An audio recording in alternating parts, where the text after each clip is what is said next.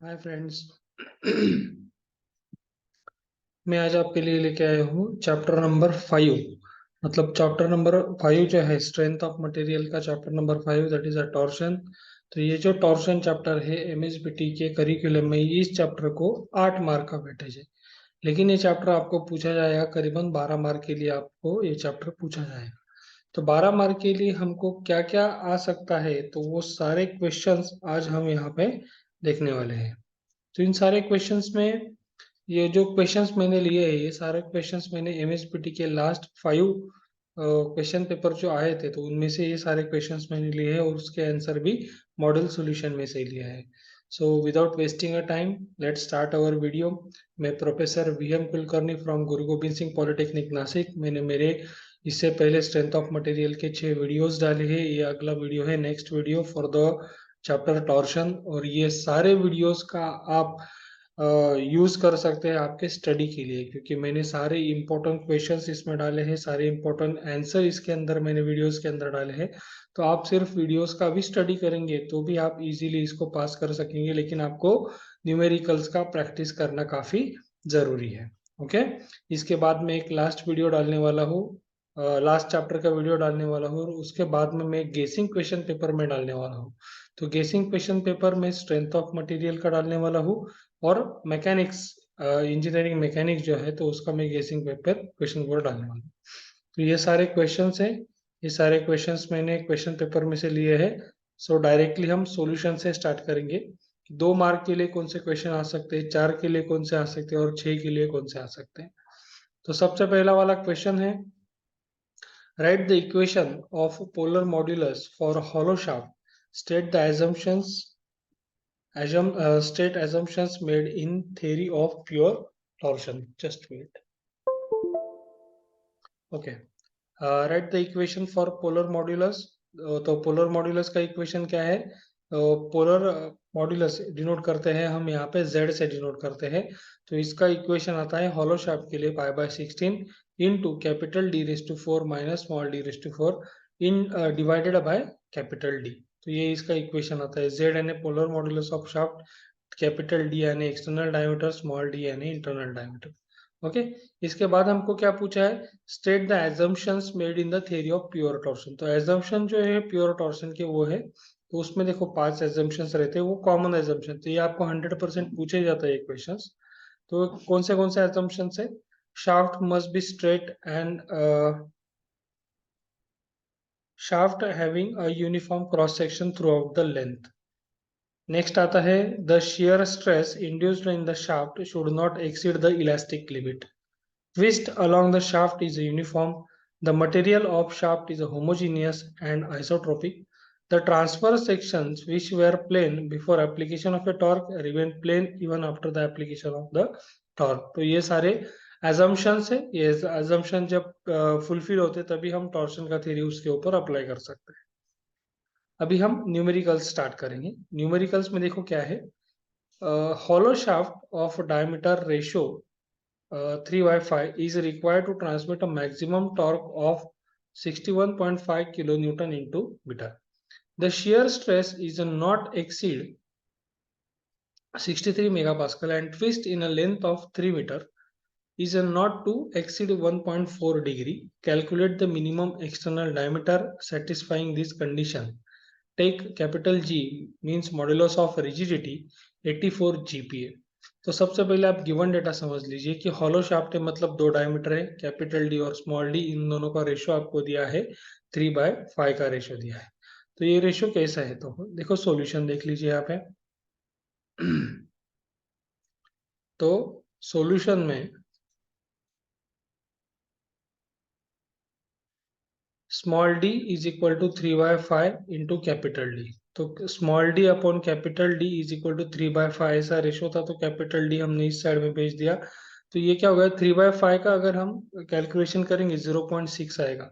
So small D is equal to 0.6 into capital D. और यहाँ पे टॉर्क का वैल्यू आपको दिया है 61.5 किलो न्यूटन इंटू मीटर। तो 61.5 इंटू 10⁶ करना पड़ेगा। किलो न्यूटन है, उसका 10�3, मीटर है उसका 10�3, 10⁶ आएगा न्यूटन mm। थीटा दिया है यहाँ पे आपको 1.4 डिग्री दिया है, तो इसको आपको रेडियन में करना पड़ता है। तो रेडियन कैसे करते हैं हम थीटा को? Theta multiply by pi by 180, जो वैल्यू आएगा उसको हम रेडियन में लेंगे। लेंथ दिया है शाफ्ट का 3 मीटर और जी का वैल्यू दिया है आपको 84, और उसके साथ आपको मैक्सिमम स्ट्रेस का वैल्यू दिया है 63। ठीक है, तो ये सारे वैल्यूज दिए और हमको डायमीटर का वैल्यू पूछा है, कौन सा डायमीटर इसके अंदर आ सकता है। तो डायमीटर दो तरीके से हम निकाल सकते हैं। First, diameter from strength of criteria. तो स्ट्रेंथ क्राइटेरिया क्या होता है? एक सिंपल फॉर्मूला है, टॉर्क का T is equal to pi by 16 into capital D raise to 4 minus small D raise to 4 divided by capital D into tau. तो ये T का फॉर्मूला है स्ट्रेंथ का। उस टी के फॉर्मूले में जस्ट वैल्यूज पुट करना है। तो टी का वैल्यू क्या था? टी का वैल्यू टॉर्क दिया उन्होंने 61.5 into 10⁻⁶ pi by 16 as it is into capital D, नहीं पता है हमको, capital D raise to 4 minus small D का वैल्यू क्या पुट करेंगे? 0.6 इंटू डी, ये स्मॉल डी का वैल्यू, तो 0.6 का रेस टू 4 इंटू डी का raise to 4 into tau that is 63 divided by capital D, और डिवाइडेड का कैपिटल डी उन्होंने यहाँ पे ले लिया है। ठीक है, अभी हमको कुछ क्रॉस मल्टीप्लीकेशन करने पड़ेंगे। 61.5 इंटू 10⁻⁶ है, तो इसको ये डिवाइड में है, तो यहाँ पे हमने इसको भेज दिया, तो ये मल्टीप्लीकेशन में आ गया 16, और ये पाई इधर मल्टीप्लाई था तो नीचे लेके आए, और 63 को भी इस साइड में नीचे लेके आए, मल्टीप्लाई था तो डिवाइड आ गया। तो सारे वैल्यूज इधर आ गए, सारे डी के वैल्यूज हमने इधर रख दिए। तो यहाँ पे देखो 0.6 इंटू कैपिटल डी था, कैपिटल डी कॉमन निकाला, डी रेस टू 4 कॉमन निकाला, तो यहाँ से एक डी और एक डी कैंसिल हो जाता है, तो यहाँ पे डी क्यूब बचेगा। तो 1 माइनस 0.6 का रेस टू 4 जो वैल्यू था वो वैल्यू हम यहाँ पे रखेंगे, तो वहाँ पे वैल्यू क्या आता है? इसका पूरा कैलकुलेशन करने के बाद वैल्यू ये आया इसका 4.97 into 10⁻⁶ is equal to D cube into 0.8704। तो ये वैल्यू इसका आया है। तो अब ये डी क्यूब का वैल्यू था ना, तो ये वैल्यू इधर मल्टीप्लाई, तो डिवाइड में जाके हम डी का वैल्यू क्यूब रूट निकालेंगे, तो ये वैल्यू हमको मिल जाएगा। उसके बाद तो एक वैल्यू हमको डी का मिला फ्रॉम द स्ट्रेंथ क्राइटेरिया। अभी स्टिफनेस क्राइटेरिया यानी क्या होता है? दूसरा वाला फॉर्मूला है, ये दो ही फॉर्मूले हैं पूरे टॉर्शन में। T is equal to pi by 16 into capital D raise to 4 minus small D raise to 4 upon capital D into tau, एक फॉर्मूला, और दूसरा formula T upon I P is equal to G theta upon L. तो इसके ऊपर से हमको IP का value निकालना पड़ेगा, क्योंकि आईपी के फॉर्मूले के अंदर हमको डी का वैल्यू मिलता है। तो आईपी के फॉर्मूले के लिए आईपी को हम सेपरेट करेंगे, आइसोलेट करेंगे, तो कैसा आएगा? देखो, T into L divided by G into theta. तो आईपी को ऊपर लेके आए, जी थीटा को नीचे लाए, और यहाँ का जो एल था ऊपर मल्टीप्लाई कर दिया, तो आईपी को हमने सेपरेट कर लिया। तो सारे वैल्यूज है अपने पास, तो सारे वैल्यूज हमने पुट कर दिए, तो सारे वैल्यूज का इक्वेशन आ गया हमको 9.16.91 इंटू 10⁻⁶ ऐसा है। सो ये आईपी का क्या फॉर्मूला रहता है? Pi by 32 capital D raise to 4 minus small D raise to 4। Pi by 32 क्या है? जाइए इधर 32 ले लीजिए, नीचे डिवाइड में पाई कर लीजिए, या इसको कैलकुलेट करने के बाद डिवाइड में भेज दीजिए, आपको जैसे कैलकुलेशन करता आएगा वैसा करिए। यहाँ से भी डी रेस टू 4 को कॉमन निकाला, 1 माइनस 0.6 रेस टू 4, तो यहाँ से 1 माइनस 0.6 रेस टू 4 का जो वैल्यू आएगा उस वैल्यू को हम नीचे डिवाइड में भेज देंगे। यहाँ पे डी रेस टू 4 है, तो बहुत से बच्चों को इसका डी का वैल्यू निकालना नहीं आता है, तो क्यूब रूट का जो, सॉरी, स्क्वायर रूट का जो बटन है वो 2 बार आपको प्रेस करना है। तो स्क्वायर रूट 2 बार करेंगे तो डी रेस टू 4 का जो डी है वो आपको मिल जाएगा। तो इन दोनों डी में से जो ग्रेटर डी है वो कंसिडर करना रहता है हमको, वो सेफ रहता है अपने कैलकुलेशन, अपने मैन्युफैक्चरिंग के लिए। तो डी का वैल्यू 180.16 जो है वो हम कंसिडर करेंगे। देखो यहाँ पे भी हॉलो शाफ्ट का प्रॉब्लम था, ये भी हॉलो शाफ्ट का प्रॉब्लम। तो टॉर्शन में मेनली आपको दो प्रॉब्लम आ सकते हैं, एक शायद हॉलो शाफ्ट का आ सकता है, या एक थियोरेटिकल प्रॉब्लम जैसे एजम्पशंस था, ये था। तो आप हॉलो का सॉल्व करते हैं ना, उसके अंदर आपको सॉलिड के भी फॉर्मूले आ जाते हैं, इसीलिए मोस्टली हॉलो के प्रॉब्लम्स का प्रैक्टिस आप कीजिए। लेकिन अभी जो रेगुलर पेपर आ रहा है, तो रेगुलर पेपर में आपका थोड़ा लेवल इजी रहेगा, तो मुझे लगता है कि आपको सॉलिड शाफ्ट का प्रॉब्लम रहेगा। अभी हम एक और हॉलो का देख लेते हैं। Hollow shaft having internal diameter 40% of its external diameter, वहां पे आपको रेशो दिया था, यहाँ पे आपको परसेंटेज दिया है। पावर दिया है transmit 562.5 kilowatt, power at 100 rpm. Determine the external diameter of the shaft if shear stress दिया है. The twist in the length 2.5 metre length है, do not exceed 1.3 डिग्री, तो थीटा दिया है. Assume torque is equal to 1.25, maximum torque is equal to 1.25 times mean torque and modulus of the rigidity so and so 9 into 10 raised to 4. ठीक है, इतने सारे values दिए. तो सबसे पहले आपको गिवन डेटा अच्छे से लिख लेना. अगर गिवन डेटा आप लिखते हैं, आपको क्या निकालना है वो पता है और फॉर्मूला आपको पता है, तो आपका आधा प्रॉब्लम यहाँ पे सॉल्व हो जाता है. बस कैलकुलेशन पार्ट आपका बाकी रहता है. तो सबसे पहले देखो क्या क्या दिया है वो अच्छे से लिख लीजिए. 40% यानी 0.40 आता है, वो तो small D is equal to 0.40 into D. Power दिया है 562.50 किलोवाट. किलोवाट था, उसका वाट कर लिया. एन दिया है, उसका स्पीड दिया है 100 आरपीएम, तो कैपिटल डी पूछा है. सिग्मा मैक्स दिया है उन्होंने 60 into 60 newton per M square. Theta दिया है 1.3. थीटा का रेडियन करना पड़ता है 1.3 इंटू पाई बाय 180. रेडियन का वैल्यू आ गया. लेंथ इज इक्वल टू 2.5 दिया है मीटर में, तो उसका आपको एमएम करना पड़ेगा. बाद में आपको टी मैक्स का एक रिलेशन दिया है. T max is equal to 20% दिया है क्या, 25% दिया है, नहीं, डायरेक्टली रिलेशन दिया है 1.25 टाइम्स. 1.25 टाइम्स टी मीन दिया है आपको. ठीक है, तो ऐसा वाला आप रिलेशन दिया है. तो सबसे पहले पावर पे से हम क्या करेंगे, टॉर्क का वैल्यू निकाल लेंगे.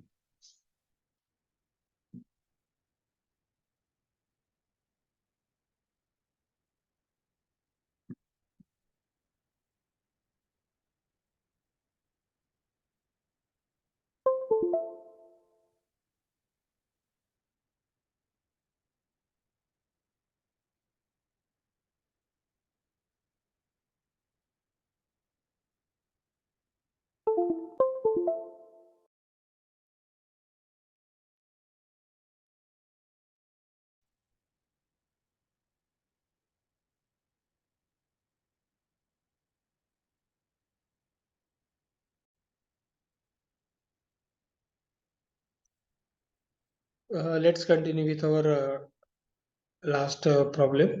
तो यहाँ पे देखिए कि क्या क्या दिया है आपको. सबसे पहले पावर का वैल्यू दिया है, तो पावर के वैल्यूज से आपको टी का वैल्यू निकालना है. तो इस फॉर्मूले में से हम टी मीन का वैल्यू निकालते हैं. ठीक है, तो टी मीन यानी क्या, टी मीन या टी एवरेज दोनों एक ही वैल्यू है. So power is equal to 2 pi N T upon 60. तो ये फॉर्मूला हम यूज करेंगे. तो 2 pi N T upon 60, T यानी टी मीन रहता है. तो पावर का वैल्यू यहाँ पे टी मीन निकालना है, तो थोड़ा सा रीशफल कर लिया हमने. तो P into 16 divided by 2 pi N. P का value 562.50 into 10 raise to 3. P का वैल्यू, पावर का वैल्यू डाल दिया into 60 as it is, divided by 2 pi N. N का भी वैल्यू था अपने पास, तो आपको वैल्यू मिल गया. तो ये वैल्यू 53.72 इंटू 10 रेज टू 3 ऐसे ही वैल्यू आ गया. लेकिन यहाँ पे देखो गलत लिखा है. यहाँ पे ये जो पावर का फॉर्मूला होता है, पावर के फॉर्मूले में से जो टी का वैल्यू मिलता है वो मीटर में मिलता है. न्यूटन इंटू मीटर में वो वैल्यू हमको मिलता है.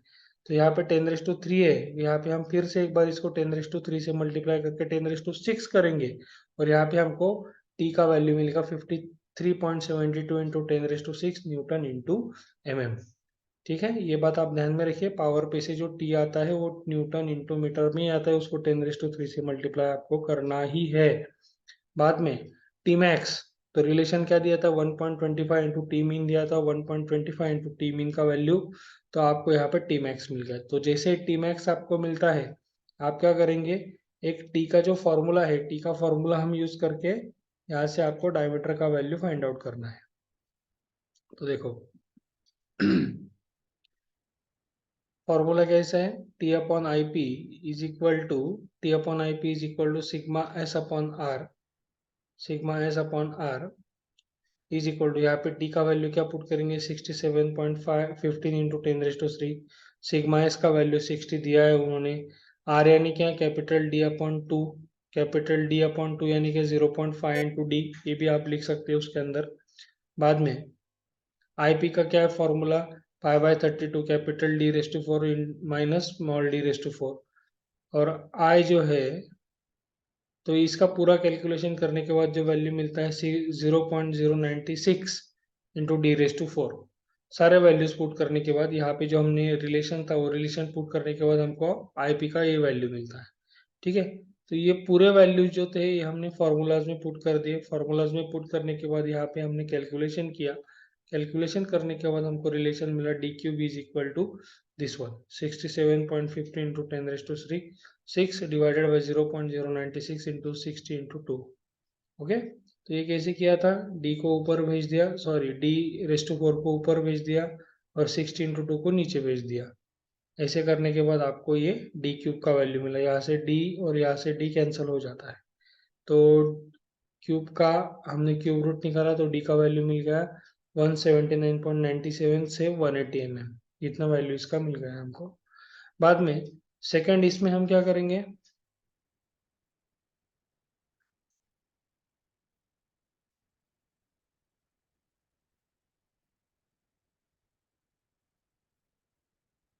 थीटा दिया है 1.3। अभी यहाँ पे आप दूसरा वाला फॉर्मूला भी यूज कर सकते हो। वो कौन सा फॉर्मूला है, t is equal to π/16 into tau into D cube d⁻⁴ minus small d⁻⁴ upon capital D, ऐसा भी एक फॉर्मूला हमने ऊपर देखा था। तो वो फॉर्मूला आप यूज करके भी यहाँ से d का वैल्यू निकाल सकते हैं। ओके, अभी देखो एक ए वैल्यू जो हमने निकाला on the basis of sigma, sigma के बेसिस के ऊपर हमने वैल्यू निकाला। अभी ये जो वैल्यू निकालेंगे on the basis of theta के ऊपर हम वैल्यू निकालने वाले। तो T upon I P is equal to G theta upon L. तो टी का वैल्यू है अपने पास, अपॉन आई पी का वैल्यू ऊपर निकाला था G into theta upon L.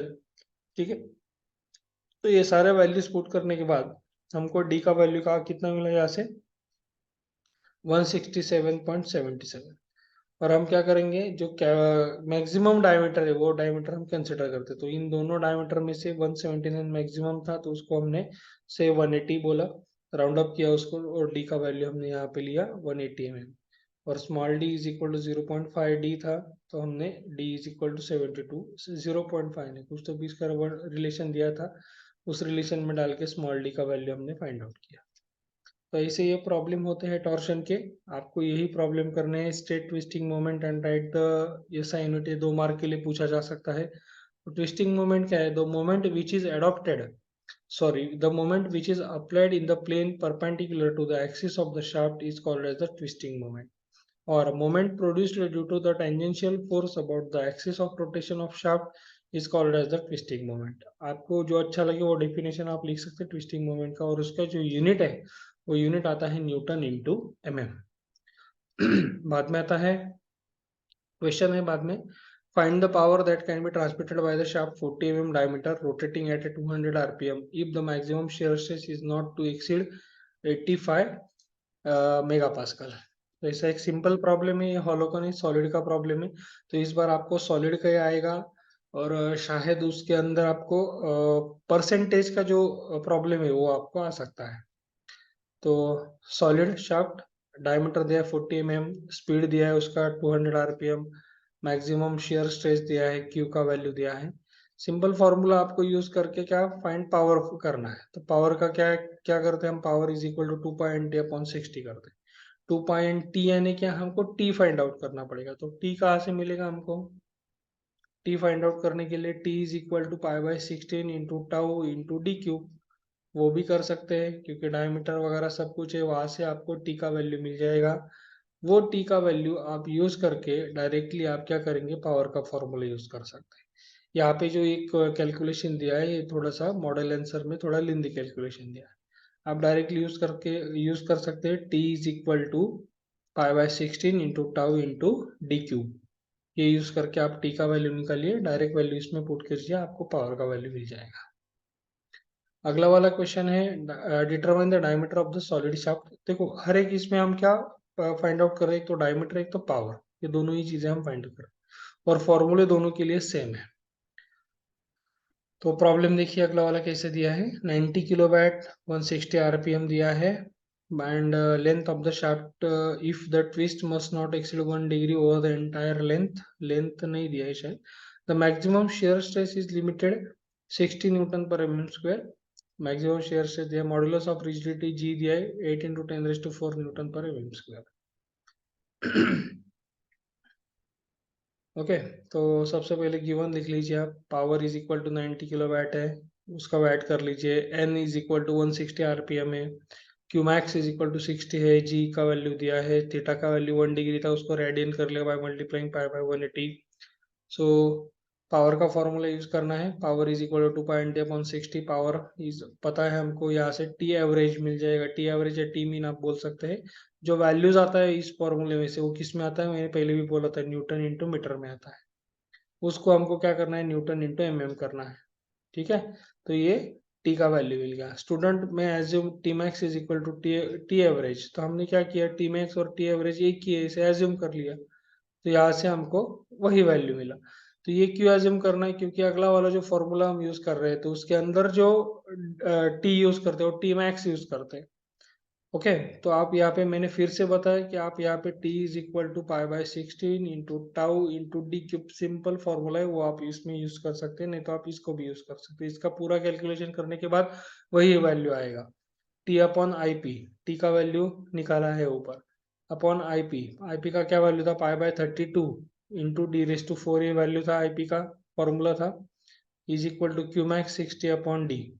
ठीक है, तो इसको रीशफल किया पूरा और यहाँ से डी क्यूब का वैल्यू हमको मिलता है, तो डी क्यूब का वैल्यू क्या मिला, ये वाला मिलता है। So D is equal to 76.96 mm। आप क्या करना है, आपको अगर ये लेंदी लगता है थोड़ा सा, तो सिंपल फॉर्मूला है T is equal to pi by 16 into tau into D cube, तो वो फॉर्मूला यूज करके आप डायरेक्टली डी क्यूब का वैल्यू, डी का वैल्यू निकाल सकते हैं। तो एक वैल्यू मिल गया हमको डी का। तो अभी क्या करना है हमको, अभी आईपी का वैल्यू निकाल लीजिए यहाँ से, और लेंथ आपको फाइंड आउट करना है। तो लेंथ फाइंड आउट करने के लिए T upon I P is equal to G theta upon L. तो एल यानी लेंथ आपको फाइंड आउट करना है, उसको आइसोलेट कर लीजिए। तो G theta into I P upon T, और एल को हमने ऊपर भेज दिया। सारे वैल्यूज है, जी का वैल्यू है, थीटा का वैल्यू है, आई पी का वैल्यू है, और टी का भी वैल्यू है। तो इतना हमको लेंथ मिला। ठीक है, तो length of the shaft is 897.71 mm, उसको मीटर में लिखा है बस यहाँ पे। ठीक है, तो ये इसका प्रॉब्लम होगा। और एक थेरोटिकल प्रॉब्लम इसमें अंदर क्या आ सकता है, explain the theory of pure torsion. Pure torsion क्या है उसका थ्योरी आपको पूछा जाता है, तो इसके अंदर बहुत से बच्चे क्या करते हैं, डायरेक्ट टॉर्शन इक्वेशन लिख देते हैं, तो वो भी चलता है, 4 मार्क आपको उसको भी मिल जाते हैं। तो प्योर टॉर्शन का जो थ्योरी है वो, मतलब टॉर्शन क्या है, ट्विस्टिंग क्या है, वो आपको लिखना है। जैसे डेफिनेशन था वो था, वो आपको लिख के फिर ये फॉर्मूला लिखना है कंपल्सरीली। ये भी आपको मोस्ट टाइम पे, एजम्पशंस और टॉर्शनल इक्वेशन ही मोस्ट टाइम पे है, इन दोनों में से एक आपको 100% आएगा ही आएगा। ठीक है, बाद में आता है आपको take a suitable diameter for solid shaft 200 HP. तो यहाँ पे देखो 200 एचपी दिया है एट 100, अभी तक क्या दिए थे, किलोवाट देते थे अभी, लेकिन अभी क्या दिया है उन्होंने, 200 एचपी दिया है। तो एचपी कन्वर्जन कैसे करते हैं वो भी देखते हैं। स्पीड दिया है, स्पीड कितना दिया है उन्होंने, 180 RPM. The allowable shear stress दिया है 80 newton per M square, and the allowable angle of twist दिया है। और यहाँ पे सी दिया है, कभी कभी जी देते कभी कभी सी भी देते, दोनों इक्वल रहता है। लेंथ दिया है उसने। तो इसका सॉल्यूशन कैसे करेंगे वो देख लो। Power is equal to H P 200, given data लिख लिया हमने पूरा। बाद में case first, power is equal to 2.8 upon 60 अब तक लिखते थे क्योंकि किलोवाट में पावर रहता था। अभी अभी क्या लिखेंगे नीचे, 4500, क्योंकि पावर एचपी में, हॉर्स पावर में। पावर लिखा है यहाँ पे, पावर का वैल्यूज डाल दीजिए, फिर इसमें टी का वैल्यू हमको मिलता है। तो उसमें जो टी था वो हमको न्यूटन इंटू मीटर में मिलता था, इसका जो टी है वो टी हमको मिलता है केजी इंटू मीटर में। तो पूरे वैल्यूज डालने के बाद आपको टी मिलेगा केजी इंटू मीटर में, तो उसका मीटर का आपको केजी का न्यूटन करना पड़ेगा 9.81, बाद में फिर से 10⁻³ मल्टीप्लाई करेगा, आप करेंगे तो वो आएगा आपको न्यूटन इंटू एम में। तो ये बात आप ध्यान में रखिएगा। और मैं हमेशा ये फॉर्मूला आपको बोल रहा था, जो दोनों प्रॉब्लम यूज किए थे उसमें ये फॉर्मूला है, by using the relation T is equal to pi by 60 into tau into D cube. तो यहाँ से पूरे वैल्यूज डाल के हम डी क्यूब का वैल्यू निकाल लिया, डी का वैल्यू हमको ये मिल गया। बाद में तो ये शेयर स्ट्रेस बेसिस, क्योंकि इसके अंदर देखो स्ट्रेस हमने यूज किया, टाउ का वैल्यू यूज किया, आप टाउ एफ एस कुछ भी इसको बोल सकते हैं। ठीक है, बाद में दूसरा जो डी है, तो यहाँ पे डी हम थीटा के बेस के ऊपर निकालेंगे। तो टी का वैल्यू जो आया था वो लिख दिया, जे यानी कि आप आईपी का वैल्यू लिख सकते हैं π/32 इंटू d⁴। सी का वैल्यू दिया है उन्होंने, वही वही लिखा। डिग्री जो था 1 डिग्री था, उसको π/180 मल्टीप्लाई करने के बाद हमने उसको रेडियन में कर लिया है, ठीक है, डिवाइडेड बाय लेंथ जो दिया था वो। तो पूरा कैलकुलेशन करने के बाद यहाँ से हम डी का वैल्यू निकालेंगे, और डी का वैल्यू क्या था, 113.63। तो आप ये कैलकुलेशन का प्रैक्टिस अच्छे से कर लीजिएगा। तो दोनों डी में से जो मैक्सिमम डी है वो हम कंसिडर कर लेते हैं।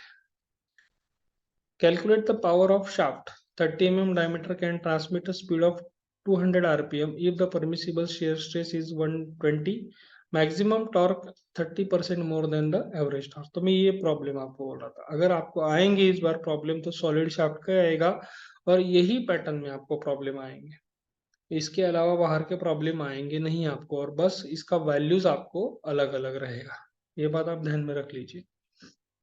तो देखो, डायमीटर दिया है 30, एन दिया है 200 आरपीएम, टाउ दिया है 120, T max is equal to 1.3 T into T average values दिया है।